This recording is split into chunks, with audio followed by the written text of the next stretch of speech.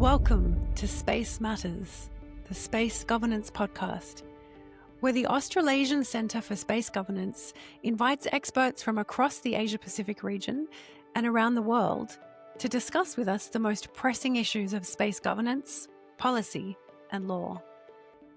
We explore the ways in which we all depend on space-based technologies for our daily lives, our national and regional needs. We're curious about the different roles that industry, academia, and government can play in defining global space infrastructure.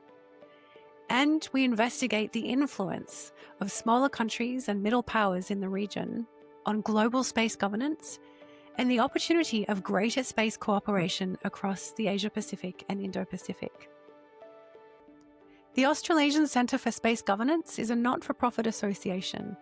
We're a transdisciplinary hub bridging expertise in space law, policy, history, political and social sciences to advocate and shape perspectives on responsible space governance, ensuring that space supports well-being, prosperity, and sustainability for current and future generations across the Asia-Pacific. We acknowledge that many members of the ACSG live and work on Indigenous country. We pay our respects to their elders, past and present, and to all First Nations as knowledge holders of responsible governance of land, waters, and skies.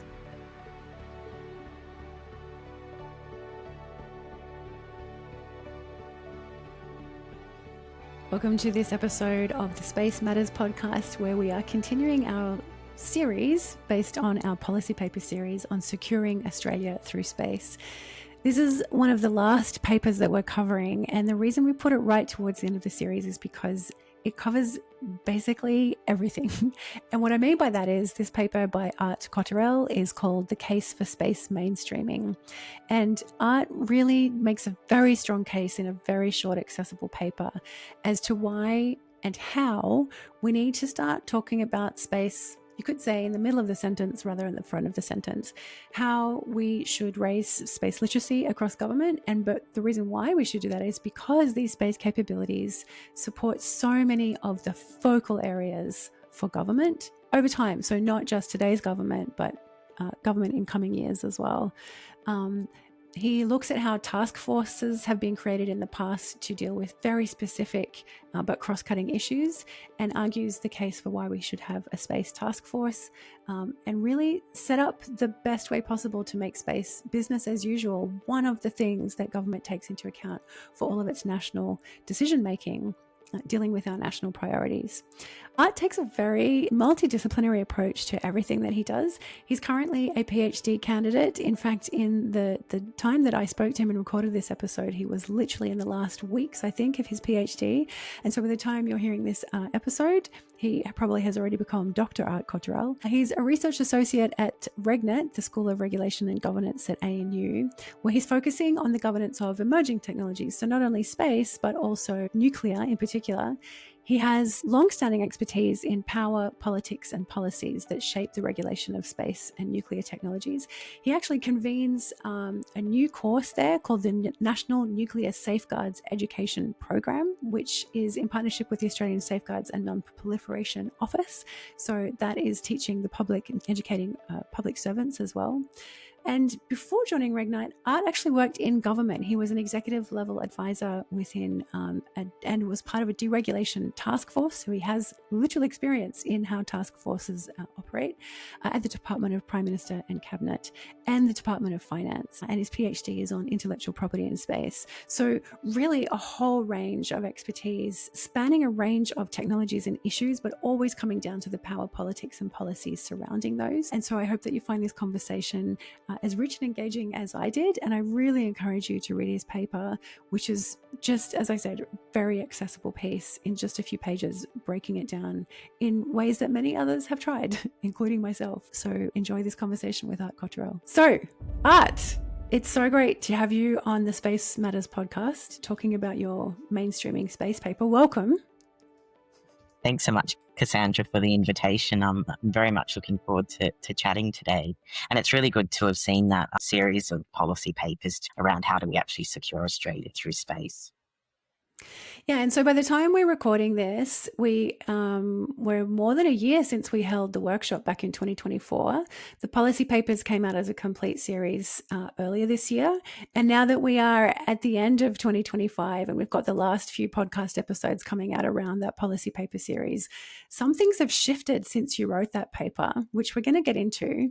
But before we do, the first question that we ask all of our guests is, what led you to a career in space? How did you get to be interested in space policy?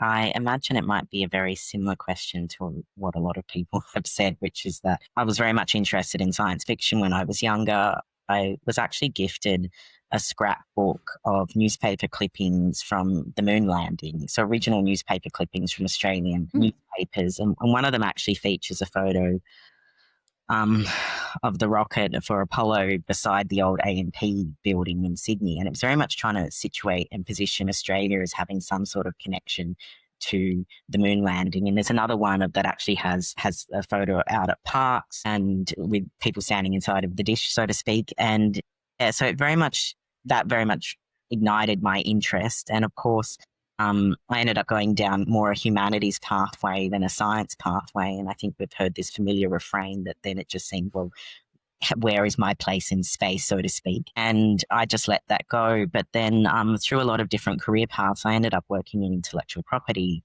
and occasionally visited the World Intellectual Property Organization over in Geneva. And what's really interesting there is that they do have in a glass cabinet, it's called a piece of the moon. And it's actually, moon rock essentially, very tiny. I think it's about 105 grams. And that really led me back to thinking about it. And that's where I also ended up moving down that pathway of doing a PhD, which I've nearly finished now, thankfully, on that sort of intersection of intellectual property and outer space and who benefits from these sorts of space technologies. So, a bit of a winding path, but I very much enjoyed it. Well, I think winding path is the refrain we're hearing in pretty much everyone's responses. The other thing I wanted to say about your PhD topic as well, though, is that it's so important. I mean, if there's anything that the people working at the end of tech development are concerned about, it's their IP, their intellectual property. And the question comes up quite often. I've heard people, they hear space law, they immediately think of contracts and they often think of intellectual property, funnily enough. But what happens when it's in space if space is not under national jurisdiction? Obviously, it falls under the jurisdiction of wherever you're registering your IP. But there's a whole PhD coming out about this very soon by the soon-to-be Dr. Art Cotterell. So we will feature you in another podcast to talk about those topics. But I'm really looking forward to diving into your policy paper for a number of reasons, not least of which when we had the workshop, Securing Australia Through Space, I think we had something like nearly 100 people register for it. 80% of them came from federal government, from a range of different departments. So there was enormous interest. We had a couple of industry in the room, but the rest were academics, basically. And when you presented your paper about the need to mainstream space across government, and what that means, so many people afterwards from across these range of different government departments and from academia, I had so many people come to me afterwards going, oh my God, that was amazing and so clear and so compelling. So just to kick us off a bit, can you explain what you mean by mainstreaming space? Yeah, like happy to. And it's really good that people connected with the idea at the workshop. So hopefully it will translate in such a upbeat way via the podcast. Yeah. So essentially what mainstreaming means is this idea that we have these space technologies. And it actually means, well, how do we actually integrate considerations of space technologies and these capabilities across really a broader range of government departments and agencies? So I was very much having a government focus because at the moment, when we think about space, we rightfully so might be thinking about the Australian Space Agency, or we might be thinking about its position within the Department of Industry. And that certainly makes sense. But it's also incredibly relevant to whether we look at areas like agriculture, or whether we look at areas like climate change, Department of Foreign Affairs as well, and trade. And so I was very much trying to find a way to trigger a bit of a mindset shift to actually move that thinking. So space isn't just about this specialized siloed domain, but really better integrated in terms of the policy development and decision making that occurs across a wide range of government agencies and departments. And I was very much wanted to make the case that this isn't just, again, to use that term, like a siloed or a niche consideration, but it's actually important to a lot of what we consider central agencies as well. So Department of the Prime Minister and Cabinet and Treasury, even if it might seem at first instance how that link seems quite distant and nebulous. So that was the intent of space mainstreaming, which was to just try and help with this mindset shift and go, well, actually, if I'm working in climate change, or if I'm working in resources or agriculture, how could space actually be part of that? Yeah. And it fits in so perfectly with the work that the centre did just from its inception. In fact, the first few workshops that we held as a centre were closed door, invite only, federal government folks from a range of different federal departments, mid-level to kind of lower seniority level. I think the first one we called it Space as Critical Infrastructure for National Priorities. Like we were just trying to use the language that works across federal government to do precisely what you're saying, to explain across government how space is a critical enabler. It's part of our critical infrastructure. So I think it fed really well into the work that the centre had already been doing, and into, again, the name of the workshop where you gave your presentation was Securing Australia Through Space. What does Australia need to secure, and how can space help it do so? And your point is, it's not just a national security lens, although that's a big part of it. There's environmental priorities, there's social priorities. There's the ability for agriculture and mining as primary industries who are dependent on position navigation and timing and on Earth observation, our measuring of water quality, connectivity for rural and remote Australians. So just really trying to get across government how important space-based capabilities are for all of those things. But there's something you mentioned just there, which I would like to ask you to explain more as well, which is the difference between central agencies in government and something like the Australian Space Agency. Can you explain a little bit about the different types of agencies across government and what their relationships are to each other? Yeah.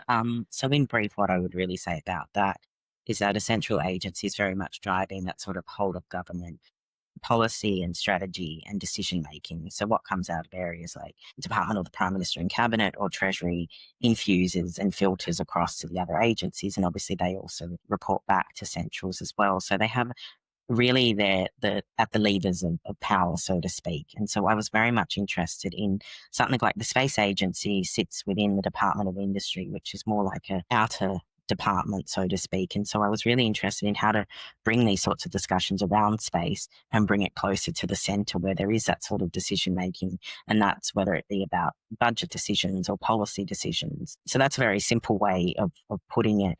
And for me, I was particularly interested in one of the recommendations was, well, do we need something? Again, this goes to the sorts of like a bit of a reset, like a space task force, so to speak. And you might be like, well, what is a space task force? Isn't that like the space agency? And that would be, I think, a really valid question to ask. So within government, task force gets set up for a very short period of time to deal with something that might be seen as, a really pressing, important issue that might have been having pain points or hasn't had the sort of necessary cut through that is required. And sometimes we do see those task force set up within a central agency like Department of the Prime Minister and Cabinet or Treasury for this exact reason, that it can get cut through and buy-in across other departments. So I was interested in this idea of establishing like an interagency space task force that would essentially be focused on time limited. So task force don't exist indefinitely. They're very time limited, maybe about 18 months, focused on harnessing space technologies and capabilities to advance these national priorities. And I was very much interested in framing that, not just for current generations, for future generations as well. And with such a task force, yes, it could be certainly within industry, but I was thinking to get that sort of cut through and really drive that sort of whole of government reset. I was like, could it be actually a task force that's based within a central agency like the Department of the Prime Minister and Cabinet, or could it be a joint task force with, say, PM&C and the Department of Industry as well? And so with a task force, it's not like that you ignore all the subject matter expertise that exists out there across government. What happens is that you can second people from different areas of government into the task force, which I also think is really important as well, because that could be a way to also bring people in from these sorts of departments and areas that we talk about. What's an example of a task force that has been set up in the past? Was there COVID is a different issue because they dealt with that by creating a whole new communication set between federal government, state government, and different agencies. But what's an example of a task force that government has set up in the past? Yeah, so we've had task force in the past, for example, on deregulation, for example. We've also had like aged care task force. We've had health reform task force. We've had competition reform task force as well. So it's not an uncommon approach to cutting through on these sorts of issues. And so with a task force as well, they have like a terms of reference, they have membership. They also can work across not just federally, but also can work across state and territories as well. So there's a whole different range. And as you said, like COVID is one that very much comes to mind because we did have the COVID-19 task force, but related to that during that period, like I said, we also have task force around deregulation as well. Mm. And so, well, you mentioned intergenerational. We're going to get to that in a second. But while we're still talking about a task force, because there is the Space Coordination Committee, the SCC, which is intended to be multi-departmental. It's intended to drive a bit of a whole of government approach to space. And when you put this recommendation in about a task force, because we always run these recommendations past various subject matter experts in government and in academia before we publish the policy papers. And there was more than one person came back and said, but we have the Space Coordination Committee. Isn't that the same thing? Or isn't this doubling up? I think the SCC has been problematic, and you may have more to say about it, or at least explain to us why you think a task force is better or a better replacement. But one of the issues with the SCC was that because the space agency itself was chairing it, and the space agency, as you pointed out, is a small agency within a kind of satellite agency itself, and it's buried quite deep in a corner of the Department of Industry, quite literally physically, but also in an org chart sense. So there hasn't been an appreciation across government of space being a whole of government issue. It's been very much seen as industry and jobs and a certain tech area, because that's the way it was set up when it was first established by the coalition government in 2018. But so this Space Coordination Committee, chaired by a very small body within government, and I actually have opinions about the way that it apparently didn't succeed in messaging across government why this was a whole of government priority, because its focus was very much on jobs and so on. And what happened was, which I learned from some very senior people in government, different departments started delegating down and down and down who was actually turning up to these meetings because they didn't see it as being important to their portfolio.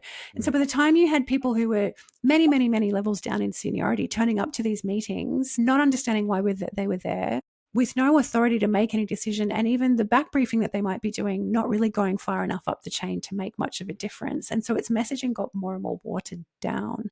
So how, if we had it would be better to have a more functional SCC, or is a task force a better way to achieve what you think needs to be achieved in terms of this mainstreaming piece? Look, I actually think that it's a bit of, you're comparing two different functions and activities as well.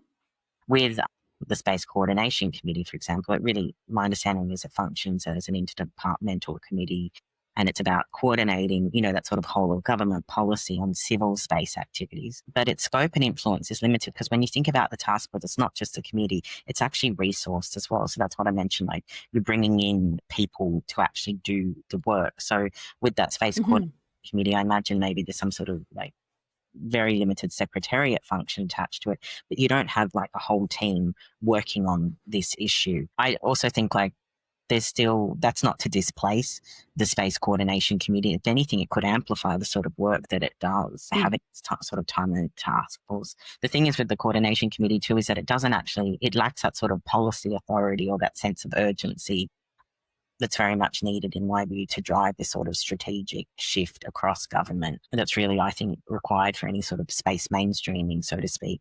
But as I say in the paper, like I do think that would still have like a key advisory role to the task force. So it wouldn't, like I said, displace it or diminish its expertise. It would actually, in some regards, be a way to amplify it and amplify what it's trying to do as well. Whereas, say, had a space task force, like particularly if it was, say, backed by a cabinet decision, or it had invested ministers or secretaries, particularly if it was cross-portfolio, well, then that would be what's considered that sort of authorising environment to drive that change across government. So real way to think about it is that the coordination committee, it just doesn't have those sorts of resources. A task force is literally populated with people working on whole different areas, whether it might be, say, doing stakeholder engagement, reviewing and looking at what can happen with policies. And when I say stakeholder engagement, I mean like that can be engaging with industry or civil society or states and territories. So it can actually do a lot more work. And because it has that buy-in, and it can actually drive change as well, because to operate as well, it's going to need what's considered like policy authority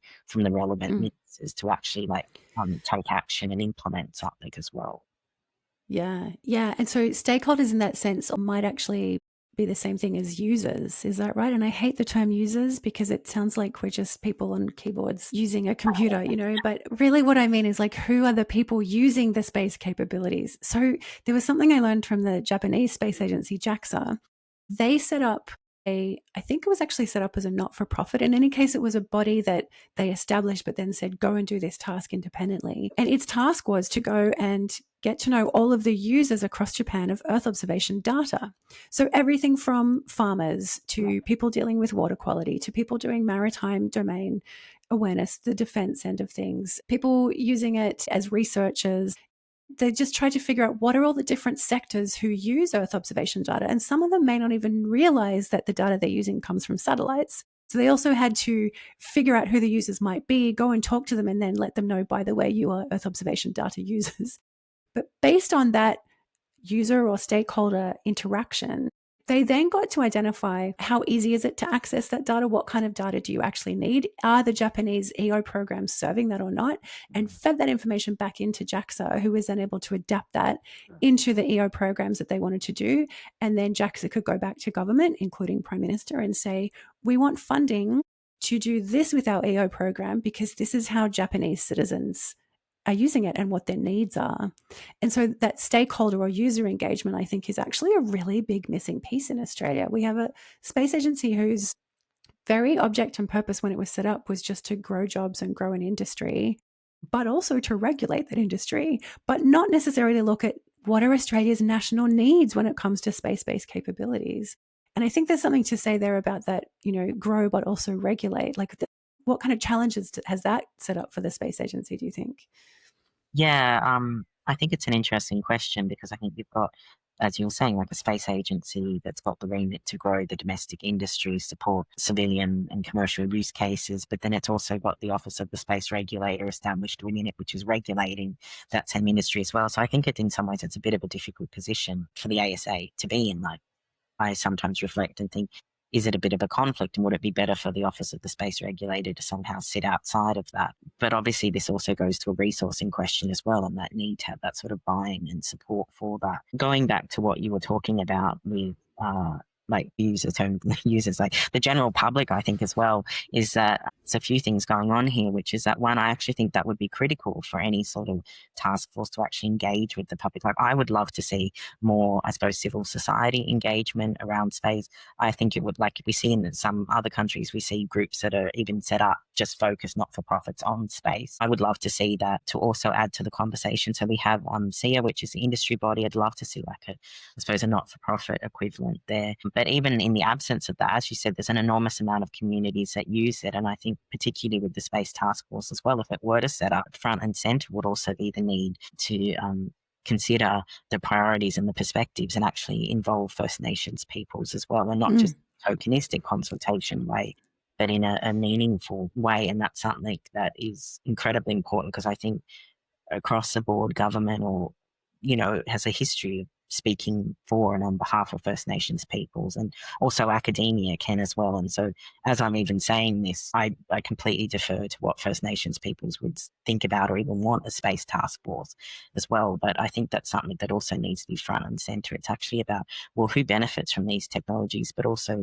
where can the harms be, and how do we actually pick up on that before the harm eventuates or is entrenched even further. Yeah, and that's absolutely the case in Australia. And I think in New Zealand, I think in several other countries where the vast majority of our space infrastructure, which is ground-based, is on Indigenous lands. If we're talking about mainstreaming space, and actually let's touch on this, Art. I know that there's a risk for us to go right into a rabbit hole here between you and I, but 5 this hours year later. we saw a massive PR disaster on the part of Blue Origin, which is owned by Jeff Bezos, when his fiance went on this, all-female 6-minute joyride. It's not really a space flight, but there was a huge to-do about it in the media beforehand, and Katy Perry is one of the passengers, which is what they are, passengers. And you and I have been talking a lot for many months now about the fallout from that a lot of people just felt really upset at the audacity of it and this total bling bling show off about And a lot of people say, why are billionaires spending all this money on space when you have problems to solve on Earth? Now, briefly, let's talk a little bit about why that's a PR disaster. Let's not go in, there's a multitude of issues for us to cover. But in terms of that messaging, because we've talked a lot about like the damage that does to trying to get the message across that space capabilities are critical infrastructure in your boring, mundane, everyday lives, which is why they matter so much. Why was that spaceflight such a damaging thing in that sense? I think in multiple ways. I mean, one thing just to say right up front too is that one thing I'm always very hesitant when talking about this space flight too is that I do wonder, like, would it have so much negativity attached to it? It have been like 5 men going into space. So I think no, but it was a PR mission about it's only women in space. Like they made that their thing, and then anyway, let's not go down those rabbit holes. Let's just talk about the messaging piece because you and I are going to have an hour-long podcast episode just about that space flight. look, it's really interesting because I think, like, obviously, we saw a lot of differing views within the various space communities as well online. Like, some people were really excited about it. And I think, I could see why people were excited about it. I personally didn't feel excited about it, but I could see where people were coming from. And other people were really thinking this is just really quite bad, because I think it goes back to, let's say you're trying to, speak with the general public, or you're trying to front up to a minister and talk about space. Like, that is going to be potentially one of the first things that comes to mind. And I know weeks after that particular launch, whenever I was talking about, just seeing people, sometimes the first question would be, so what did you think about that, that launch? Like, it was the first starting point. And so I think we already had this issue that space has seemed so far removed from the everyday person. And that's certainly not new. Like, we saw during, Project Apollo era, Gil Scott Heron, who was a spoken word poet and also a Black activist, did a spoken word poem called Whitey on the Moon, which in that context, like, there was so much rampant racism and segregation in America. And in his spoken word poem, he said, I can't pay my doctor bills, but Whitey's on the moon. And 10 years from now, I'll be paying still, but we're still going to the moon. And that was like decades ago. And that wouldn't be misplaced for that to come into the current conversation, because like, this occurred when the gap between, the 1%, so to speak, and the rest, or global inequalities between the global north and the global south, are occurring. And then you've got this effectively a joy flight.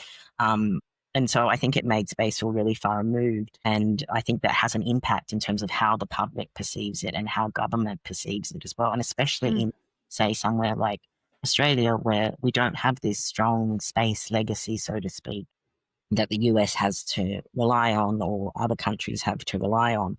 And so I think that will infiltrate thinking about people thinking, well, that's not for them, or they shouldn't worry about it because, look, it's just benefiting, the billionaires, so to speak, when actually it's really important to all of us, and not just from, we're dependent on this critical infrastructure to message friends overseas or learn about the weather or manage bushfires.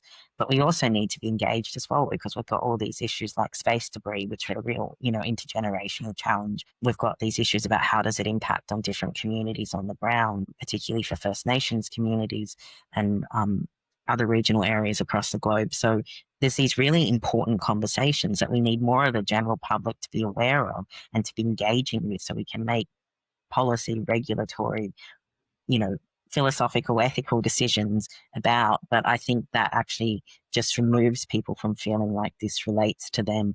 And I was like, as you know, because we've also been sharing back and forth, like, I've now got over, I think, a 1 terabyte of memes that came out from people posting reels, TikToks. I was really interested in how people that have nothing to do with space were receiving it. And of course, this is what's being collected from the people that are active on social media.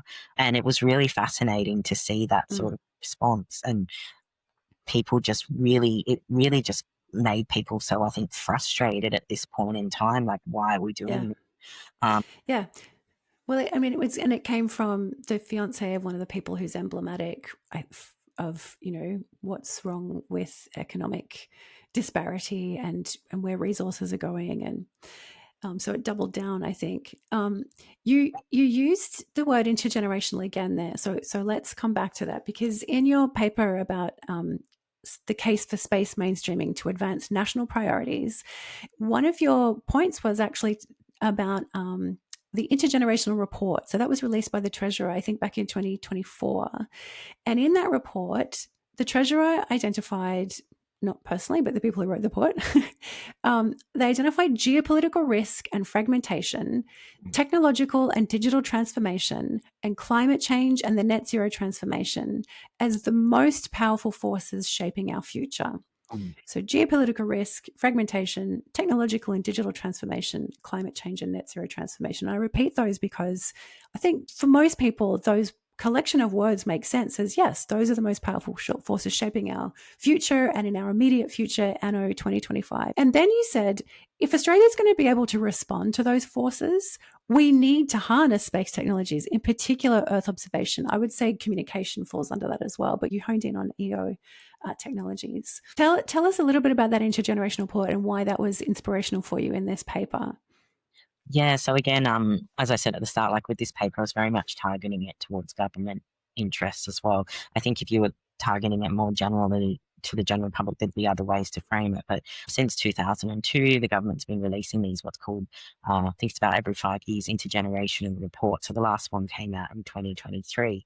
And so what they do is they actually do focus on the economy. It's very much focused on fiscal sustainability. So it's a very limited way in some ways of seeing intergenerational equity. It's about, the Australian government's budget, which we know there's a lot of challenges over the next 40 years around that. So I wanted to anchor it into something that would be relevant and make sense to people in government, but also try and convey that in the intergenerational report, we're looking at what are these challenges on the horizons in the decades ahead and the role that space could play within that. And so with those intergenerational reports, yes, they generate a lot of headlines when they come out. There's some discussion to like how influential are they? But it was very much going, well, if this is what we're saying are the big challenges facing Australia over the next few decades. And another one was around like the aging population and the impact that would have on the economy. Because like I said, these particular reports have that economic focus. Like, well, how do we talk about, well, space could be a part of that. And I think a recent example of why this sort of mainstreaming is important as well is like I've seen a lot of discussion around, need for economic reform, productivity to improve productivity, etc. I'm not an economist myself. I've worked with quite a few economists over time, but we did see that there were those economic reform roundtables that were convened, I think about August this year. And one thing that really struck me is that I do think like space has a part to play in those sorts of discussions, but probably isn't in the room as much as it should be. And so wasn't, from my understanding, I don't think had a presence within those sorts of reform roundtables. But I do think that it's somewhere where space and like industry associations could better position themselves as well to link it to some of these productivity or economic goals. Now, to be personally honest, I don't think that that's the sole lens that we should be thinking or talking, or even the primary lens through which we should be thinking and talking about space. But it is a lens that government is more inclined to sit up and listen to. And so that was something explored in the report. Like we even see within some of the documents over time that have come out from the Australian Space Agency around, and that's why I was focusing on Earth observation, could actually improve productivity, whether say better management of farming and agricultural resources, like the impact. Again, we shouldn't just be looking at it from an economic lens, but the impact on the economy from climate change is absolutely huge. And so those roles that observation can also play in that. So that was very much what drove that sort of approach, because I was trying to anchor it in a language that was really quite familiar. And at that particular time as well, we were seeing the passage through Parliament of mandatory climate-related financial reporting. So we've seen for years ESG, which is a more voluntary form of reporting, but this was now actually, it's progressively going to be introduced, but companies over certain sizes are going to need to look at, well, what's happening up and down their supply chain, so to speak, in terms of those climate-related impacts. And that's something, when you look at, for example, I think the UK in particular, they've had a bit of I don't think it's a task force within government, but they had a task force to look at, well, how could Earth observation help with that sort of reporting? And there's even one EO operator that I'm going to probably mess up the paraphrase now, but he said something like, well, if nature's now on the balance sheet, well, then so should space, because in terms of how we respond to these challenges. So I thought it was a really interesting approach because it shows that there's interest from industry, this is something that taps into a government need and priority. And of Yeah. course, circles back to those challenges identified in the intergenerational report. So really just trying to stitch together that narrative there. Yeah, and I think I agree. Like, an economic lens is not the only lens, but it's certainly a lens that translates across Yeah. governments, right? And across party lines. And that's got to be a key part of how the space industry and the space sector and space advocates start to talk about why investment in these capabilities is necessary. We've got to stop talking about shiny, flashy technologies and how cool space is. We have to talk in such a way that it translates across governments and across time. I And asked that. just to add Sorry, to, go on. like you said, it across parties as well. And I think one thing we need to think about too is that, like we just saw in the recent federal election, that we have Labor, really secured a large majority there, less so for the coalition, but we see this emergence of like smaller parties or independents as well. So I think this is Mm-hmm. important. And yes, Labor has majority in the House. Things still need to get through the Senate if you ever wanted any sort of legislative reform.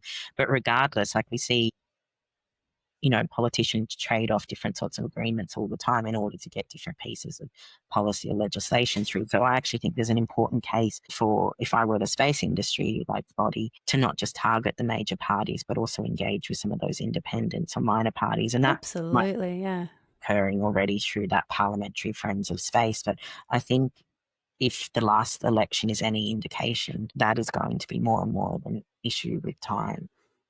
Absolutely. I think so. I asked this question when I was very lucky to be able to speak to some very high up decision makers in the US in the Office of Space Commerce. I have to admit, this was in 2024, so before things got completely torn apart by the recent administration, in some cases, literally torn apart.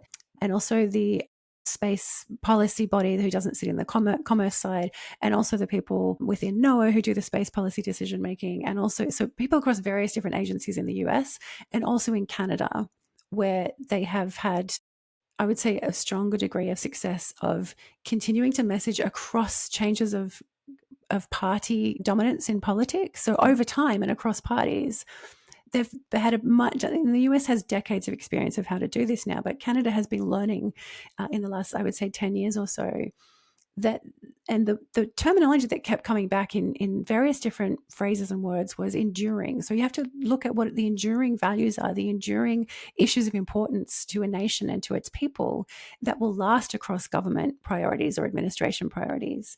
And I think in Australia, obviously, climate change, bushfires, flooding, natural disasters, how that links into Indigenous land governance as well.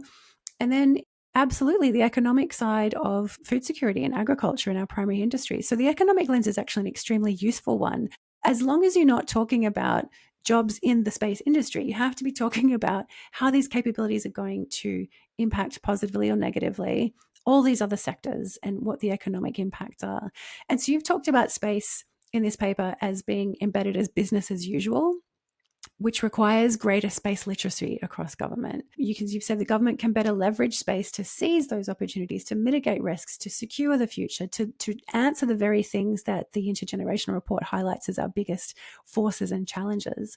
But in order for it to be business as usual, we need better space literacy across government. And then you've said in one of your recommendations that actually sits on the shoulders, or should sit on the shoulders, of the space agency to uplift space literacy across government. How should the space agency go about doing that? Yeah, so I said that I thought it should be this space agency because recognizing their expertise as well. Again, I think this is a role that it's a really important role for ASA. And it also goes to a resourcing as well, because to do that sort of uplifting of space literacy does require people there to actually do it. And so I think probably within the resourcing that the ASA has at the moment, this might be quite a big ask on top of that. But one Mm. thing I'm thinking about is that within the Australian Public Service, people do these sorts of online courses around whole different sorts of areas to uplift their awareness and literacy. So we're seeing them in AI at the moment. And so I thought, well, Mm. even some sort of like small way, people are interested in space, or they're curious, or they're like, what is this? And we do have that Australian Public Service Academy's APS Learn platform where these sorts of education modules are on. So I was like, oh, even if there was just one on space within that, and that really covers some of this sort of ground and that sort of relevancy across different portfolios or how it matters to every single person on this continent, I think would be quite useful. And that was just, I put that in there because I thought it's something you could just say, oh, we need to increase space literacy. Great. How long is a piece of string, right? Yeah. But I wanted to put something that was tangible, that might be something that could be potentially developed. But again, even as I made that sort of recommendation, I'm like, well, yeah, it definitely needs the people to also do that and get that sort of educational resource developed. Yeah, it does. But I mean, I think that's where there's an enormous potential for partnership, right? Especially given that the space agency, in fact, unfortunately has shrunk over time rather than grown. And so their resources are fewer. But for example, the Australian Centre for Space Governance has been one of the entities that supports an annual course that is run through the National Security College at ANU for APS and defence staff. Often that has been with a national security lens because it's the National Security College. But the one that we ran this year, in fact, we kind of doubled down on national priorities as the terminology in the title of the course. And so, you know, plugging our own centre here, there might be an opportunity for the centre to pitch something to put on that APS Learn platform, because it can't all be on the shoulders of an agency that unfortunately has been shrinking rather than growing. I would like to think under the current Minister for Industry, Tim Ayres has said some pretty positive words about the space industry. He was present at the International Astronautical Congress, which was held in Sydney at the end of September, beginning of October. So there seems to be a little bit more partisan support than there has been in the past. But one of the biggest problems, I think, is how partisan space has become in Australia. It shouldn't be down party lines if it is business as usual, and if it is about Australia's national priorities and you know, all these forces that the country faces in our immediate future. It should have nothing to do with party lines. But I wonder if you have an optimistic or pessimistic take on where things might be going in the immediate future in Australia. Look, I think we saw, for example, which I thought was quite interesting, when Minister Ayres, I think there was the announcement, or there was a photo of him with the rover, the robot for Mars, or I'm sure I'm getting my celestial body mixed up there. But in any event, It's for the moon, yeah. Yeah, I knew the moment. Miles. What I actually found really interesting was that there was also the Minister for Skills and Education within that photo as well, and also I think the federal member for Melbourne. So I thought that was really, because that's an example of like two separate areas, you know, Skills and Education Minister and also the Industry Minister sitting there. And so I actually think that's what's needed, more of that sort of working across, like in terms of government itself and within the APS as well, like the Australian Public Service. So I think that goes to, well, again, this is just, I'm talking from an industry perspective at the moment, but I think there's enormous value for industry to also meet, not just with, say, industry ministers as well, to the industry minister to, you know, sell the case for space, so to speak, but also all these adjacent portfolios too. And so I know, so I had that recommendation in the policy paper about setting up an intergenerational space task force. And you'll see within that, I also recommended like a lot of these to involve departments that are more like civilian focused as well, because I do think personally like that sort of, when it's always just seen, often we talk about it here through a defence or national security lens, that might also make people think, well, that's not relevant to them as well. I think that's also a really important discussion. I know more broadly too, there's been, you know, that sort of discussion, like, can we ever, you know, decouple the two, or what would that even look like in terms of having those sorts of conversations? I think that's a much more complex conversation, but at the same time, I think there's value in, like you said, you reframed that course that you do to focus on national priorities rather than just through a national security lens, because it also expands the remit of who can be part of those conversations as well. Yeah, absolutely. Is there anything else that you want to discuss or point to from your paper? Any last comments or thoughts that we haven't covered?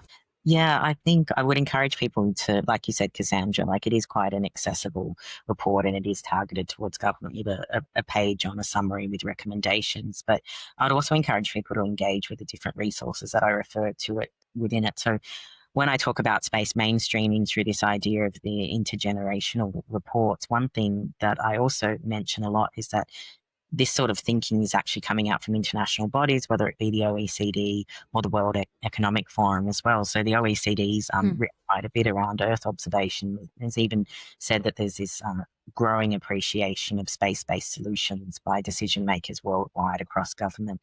So I think it's not something that's this recommendation is existing in isolation. It is supported by this. So even if we look at the World Economic Forum, which is publishing, I know people often quote that trillion plus figure that's come out from the World Economic Forum around the space industry. But I think there's some really interesting reports that have come out around Earth observation as well. So I think it's the World Economic Forum that said something like, by better harnessing Earth observation data, we can eliminate up to 2 gigatons of emissions per year. And I think if we translate to that to, again, what does this mean for the everyday person? And my math could be off, so someone might want to fact check this, but I think that's equal to about the emissions of 476 million, petrol powered cars on the road each year. So that's huge amazing. that Earth observation could have. And so that's why I think when we talk about it, how does it actually, can it be better integrated and come to the mind of decision makers across government when we're thinking about some of these national challenges and national priorities, whether it be climate change, whether it be biodiversity, agriculture, infrastructure, even all of these sorts of areas are incredibly important, and there is a role to play, but it's about getting that messaging. And I think really as part of this, which is what I try and do with the policy paper as well, is really to meet people where they're at in terms of their understanding. And I think that's something really important for anyone in space, whether it be industry, academia, someone in civil society, like when engaging with the public or a politician or anybody really, like just find out, well, where are they at in their understanding of space, and really begin that as the entry point to have a conversation. Absolutely. And to, it goes back to the very beginning point of your paper, which is it needs to be business as usual, precisely because these capabilities are going to help us confront the very things our government has identified as being, the challenges and the forces that are before us. Definitely. And how do we, harness that in the best way possible? I think that also enables us to harness it in a way that brings in some of what I've referred to throughout as well, like these sorts of different ethical or value-based considerations too. But on that note, thank you so much for this conversation. It's always an absolute delight. And I look forward to doing more podcast episodes with you where we can go down rabbit holes. But we will be linking to your paper, which I might point out, like this is a long and complex conversation that we've had, deliberately so. But the policy paper itself is a 6-page read, and but that's very deliberate. The point of these policy papers is to scrape the surface and make it accessible and put forward. And you've done that brilliantly in this policy paper. Why should space be business as usual, and how should we go about doing that? It's a 6-page read, and it really is a very impactful read. So I encourage people to take a look at it. And thank you so much for the paper and for your time. Thanks so much, Cassandra. It's been good to chat. The Space Governance Podcast is supported by research funds of the Australasian Centre for Space Governance and is produced by Amelia Taylor. You can find out more about today's guest in our show notes, and you can follow us on LinkedIn, Blue Sky, and Instagram. Watch this podcast video on YouTube or listen on your favourite podcasting platform. And if you have suggestions of topics or guests that you'd like us to speak about and with, please contact us via LinkedIn, Blue Sky, or Instagram.